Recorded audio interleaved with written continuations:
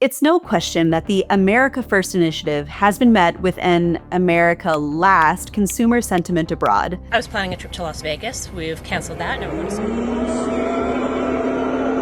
In Canada, pushback from Trump's tariffs has led to a 92% drop in U.S. beer sales and a 42% plunge in U.S. wine sales, with some provincial boards removing products altogether. In Denmark, an app called Uden USA, or Non-USA in English, which helps identify American-made goods and suggests local alternatives, is currently the most downloaded app in the country, just above ChatGPT on the App Store. And in Germany, Tesla, once king of electric vehicles, today barely hangs on in the top 10. Thanks in no small part to his polarizing political and financial endorsement of far-right groups. So in light of this anti-American consumer sentiment, many US firms are now actively marketing their products as European and ditching their Made in America connotation altogether. So the questions stand.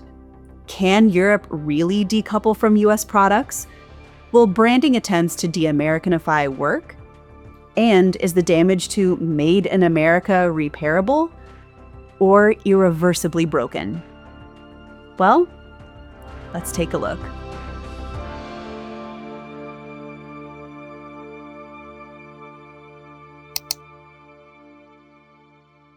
All of the animosity that overseas consumers have towards American companies and their products today comes in stark contrast to the cool guy reputation of decades past. In a remarkable period of invention and innovation, the United States bestowed human flight, superglue, rock and roll, the Saturn V rocket, Pop-Tarts, the Big Mac, and the internet upon humanity. But that cool guy persona has been declining in recent years, impacting not only its global perception, but the influence and value of brands tied to it.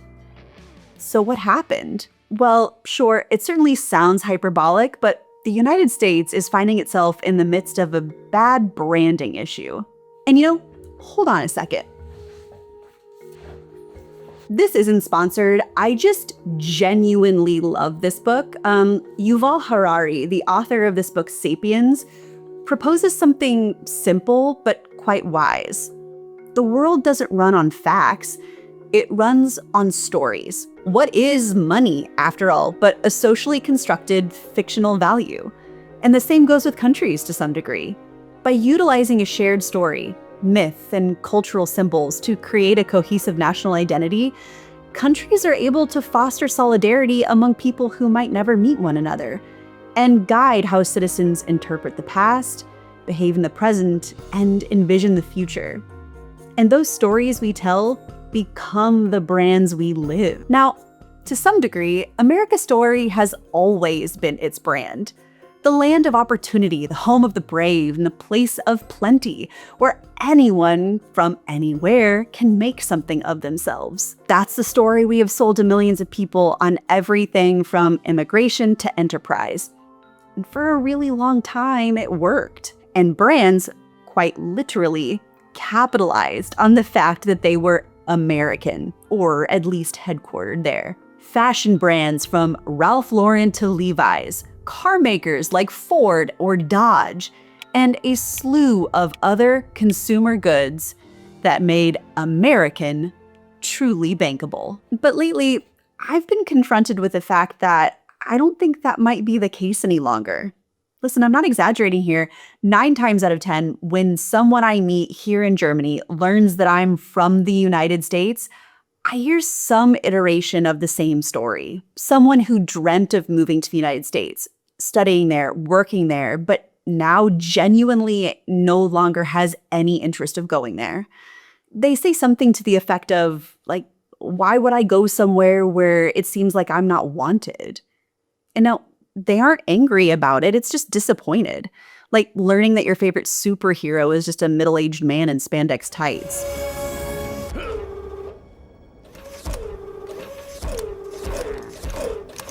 And listen, this isn't high school. To some degree, you probably should care what other people think about you, especially if you're an American, because it affects you directly. In 2025, the United States was the only tourist area to see a decline in visitors. And lest we not forget, the reason investors trust the US, the reason talent goes there, the reason brands built in the US carry more global weight than they might otherwise deserve, is because there's buy-in on the brand. Like a new pair of Nike shoes, a crisp Coca-Cola, or a Corvette sports car. Their appeal isn't just the product, it's the image, it's the lifestyle, it's the promise they're selling to you. And when you break that promise again and again and again, inevitably, you will end up bankrupting a brand. And right now, people around the globe are buying less and less into the American brand. And I mean that literally. Who pays tariffs? Sorry? Well, who pays tariffs? Sorry, Mr. Secretary, please. Excuse me. The question is very simply, who pays tariffs, Mr. Chairman? I'd like him to answer that question. Well, He wants to answer other questions. well, Congressman, if the exporters, dislike tariffs so much, why wouldn't they? If I think what you're trying to get me to say. Did you remember the question? I'm not sure you did. Who pays tariffs? It's a very complicated question. Who pays tariffs?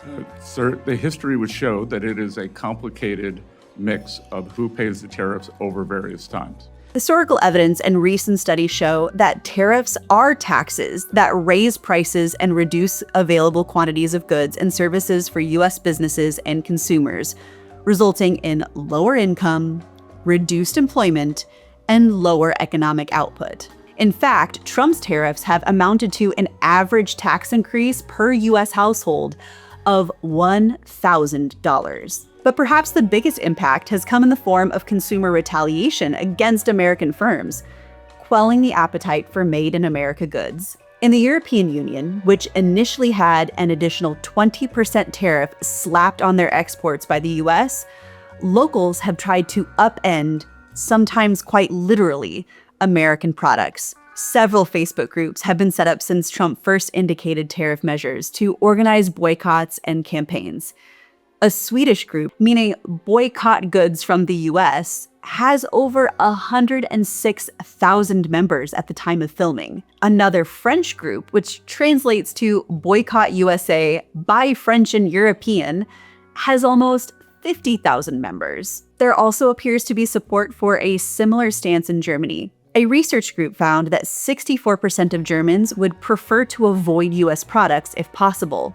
A slim majority said Trump's policies are already influencing their shopping choices. And in Denmark, where there has been widespread anger over Trump's threat to bring the autonomous territory of Greenland under US control, the largest grocery company, the Salling Group, has said that it will tag European-made goods with a black star to allow consumers to choose them over products made in the United States. And for those shopping at other grocery store chains, you can always look up the app called Uden USA, or Non-USA in English, which helps to identify American-made goods and suggest local alternatives.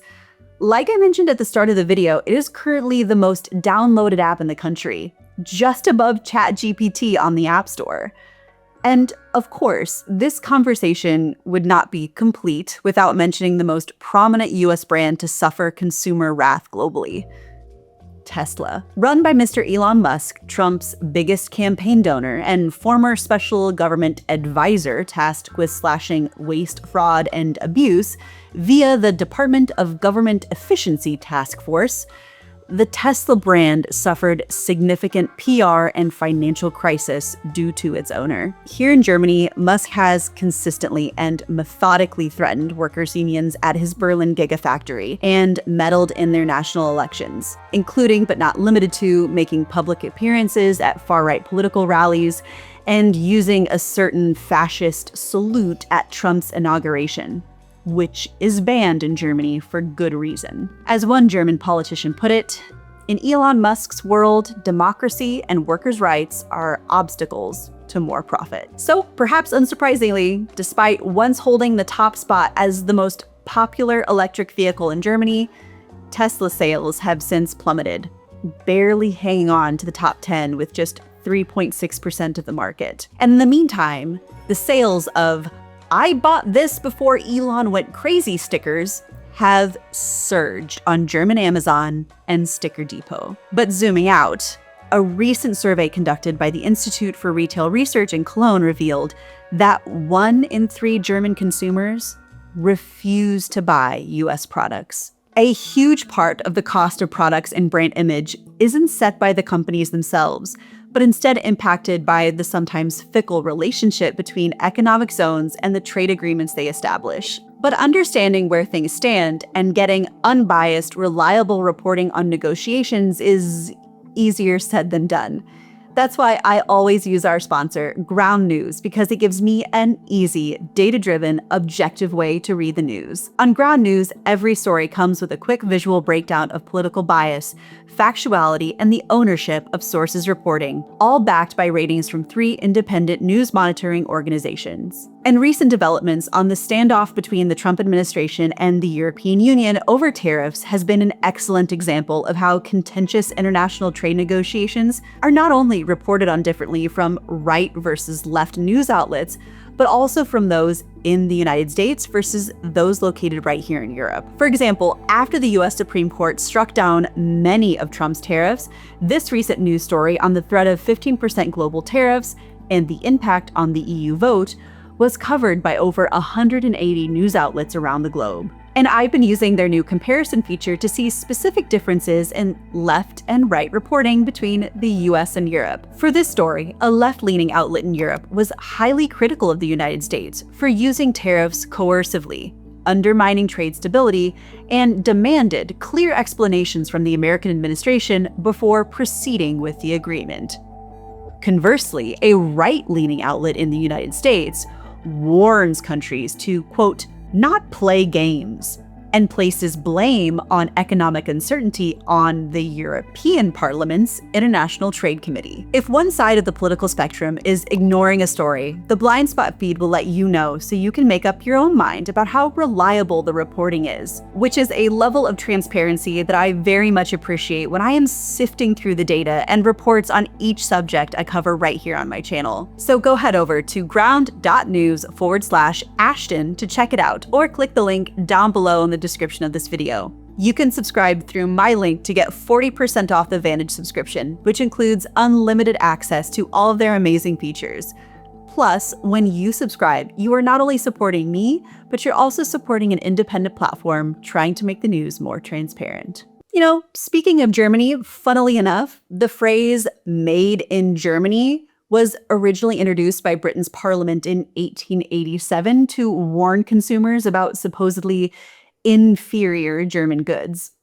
But the move backfired because the label quickly became a mark of quality. So perhaps then it isn't all that surprising that in response to this anti-American sentiment, US brands have pivoted, emphasizing their Europeanness to market their products to consumers. Take McDonald's as a prime example. In Germany, it's still, by a wide margin, the largest fast food chain here.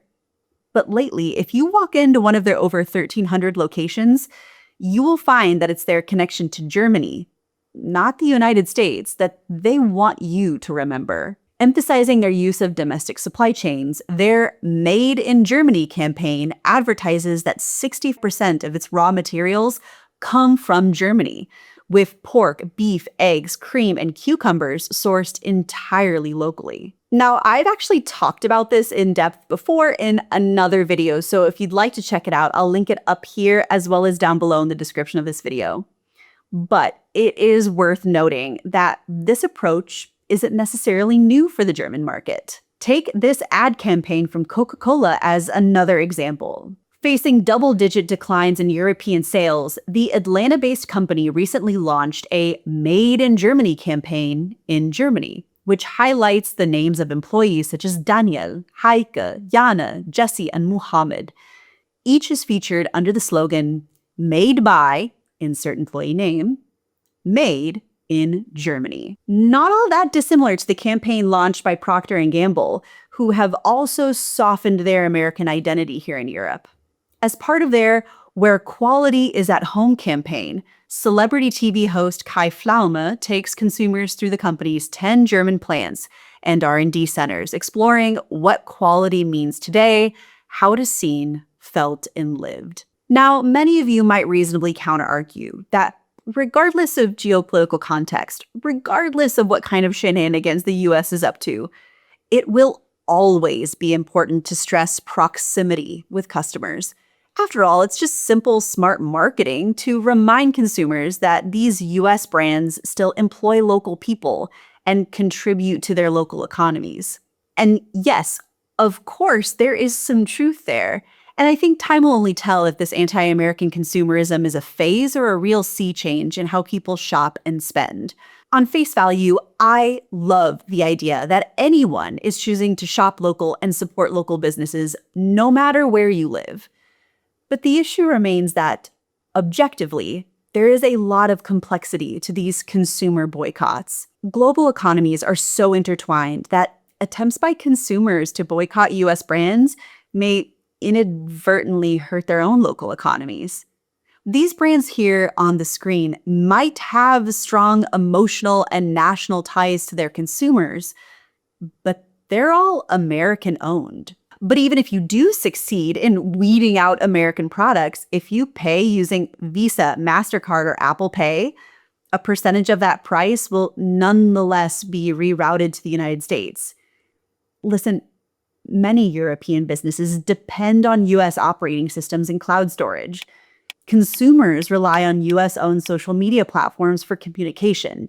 And yeah, it is somewhat ironic that those groups boycotting US products are on Facebook, which is a US-based company. But nonetheless, I do think that the United States may be resting too comfortably on its own laurels, and in turn making the mistake of thinking that other nations need them completely, or that they could just do whatever they want without consequence.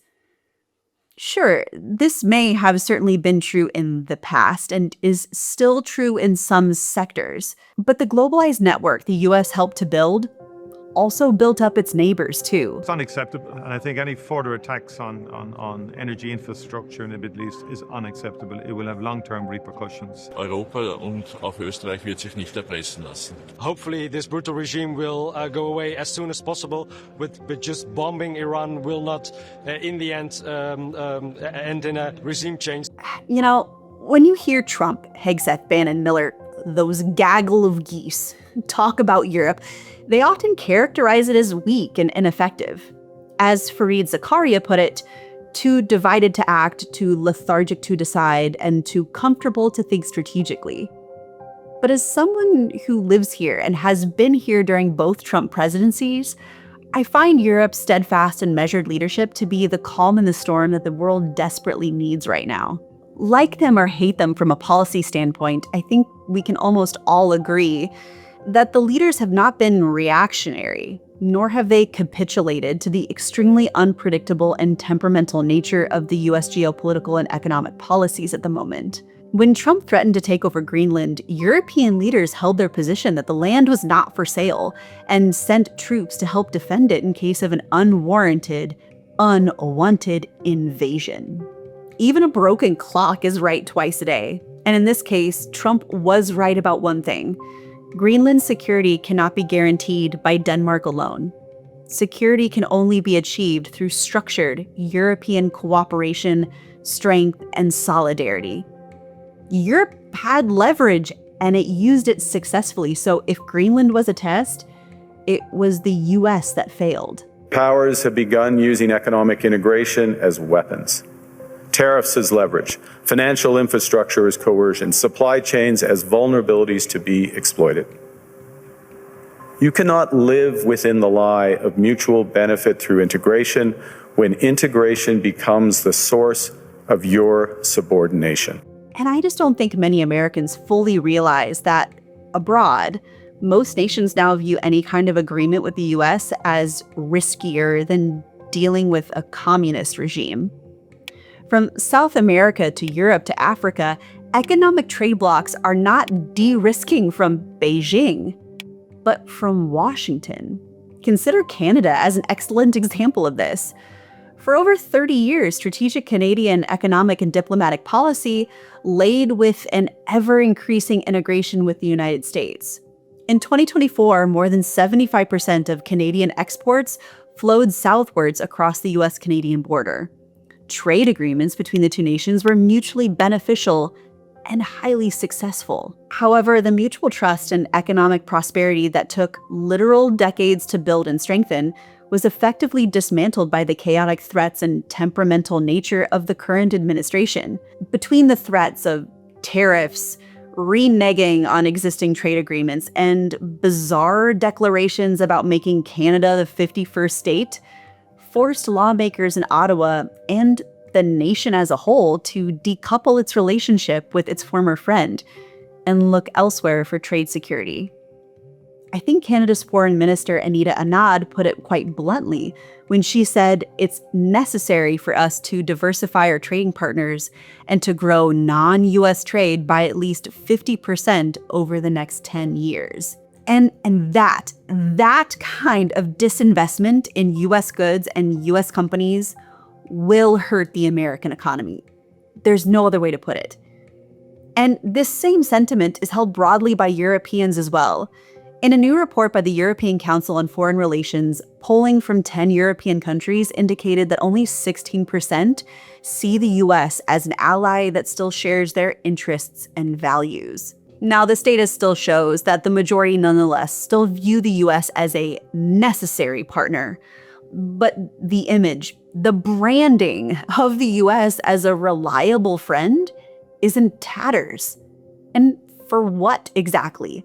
Isolating yourself from key allies and trade partners, countries who share common interests, capital, skilled labor, and technology, limiting your market seems absolutely ludicrous to me. US companies, US farmers, US manufacturing, US innovation cannot survive on US customers and US supply chains alone. And when you treat your allies not as friends, but as transactional customers, weaponizing tariffs against them and turning long-standing commitments and contracts into nothing more than expensive toilet paper, Washington has quite literally encouraged other countries to buy, sell, and travel somewhere else.